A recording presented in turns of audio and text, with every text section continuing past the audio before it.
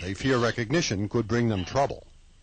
They are looking for the day for Israel to leave this place, and then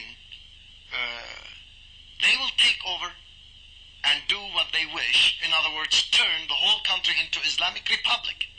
Supporting this idea throughout the West Bank and Gaza is an expression used by radical Muslims that may shed light on their intentions. They are saying, after Saturday comes Sunday, which is a hint or indication to the Christians that after certain radical Islamic movements have been dealing with the Jews, then the next on the list are the Christians. Some Christians are getting the message directly. During my talk to several evangelical groups in this land, they said almost the same, that they have been threatened by the fanatics, the Khomeini Islamic group in this land. And by telling them you have to close your mission work, you have to close your churches, you have to close your Bible schools. There are tangible reasons for concern.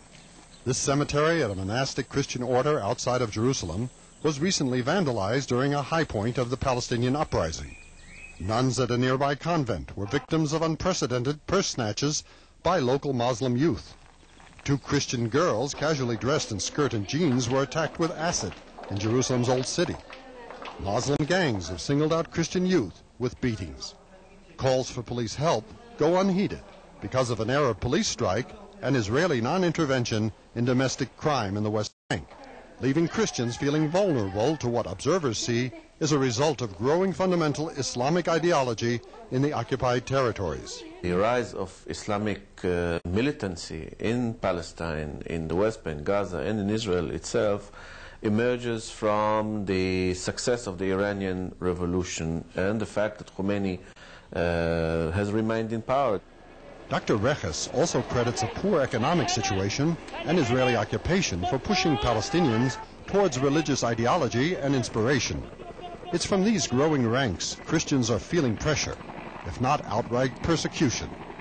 Christians are being accused of not participating in their share of violent anti-Israeli protests, as evidenced by a disproportionate number of Christian to Muslim casualties. They also suffer from Muslim animosity, directed toward Christian evangelicals in America who voice strong support for Israel. We are caught in the middle. They are fighting against us. They want to get rid of us. They want to hurt us. They want to threaten us because they cannot reach pastors and churches in the States. They can reach us here in this country. We are the victims. With world opinion against Israeli occupation and calls for international peace talks, Christian Palestinians are concerned about religious pressures they may face if Palestine becomes a state under its own government. Islamic extremists might be dissatisfied with the character of the state, with the character of the regime, would feel that it was not in conformity with the principles of Islam as they understand them, and might try to change the character of the state by overthrowing the government and taking power themselves.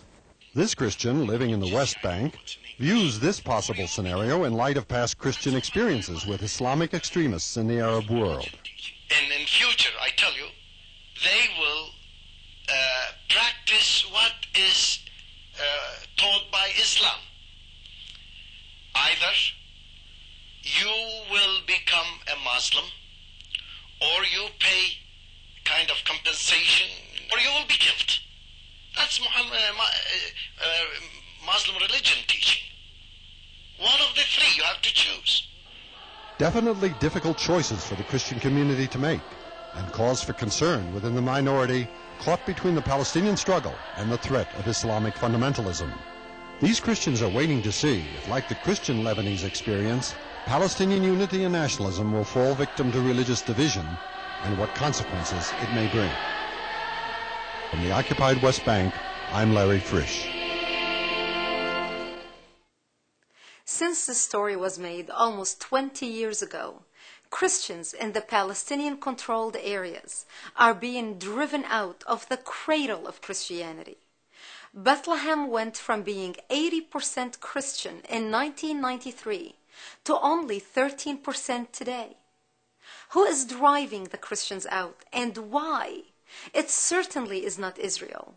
Because as you just saw, Christians thrived as a protected group of people enjoying religious freedoms under the, quote, Israeli occupation. It seems that the occupation that Christians in the West need to be concerned with is the racist, bigoted, intolerant Palestinian Muslim occupation. They will practice what is taught by Islam. Either you will become a Muslim, or you pay kind of compensation, or you will be killed. That's Muslim religion teaching. If you feel what you just watched was informative, I urge you to support our work financially. We are producing an updated documentary about the plight of the Palestinian Christians under the Palestinian Authority and how Israel is the protector of minorities and their religious freedoms in the Middle East. I urge you to help us stop the hatred propaganda machine, well-oiled and financed by Muslim petrodollars, so we can stop the lies in their tracks. I thank you from the bottom of my heart for your support.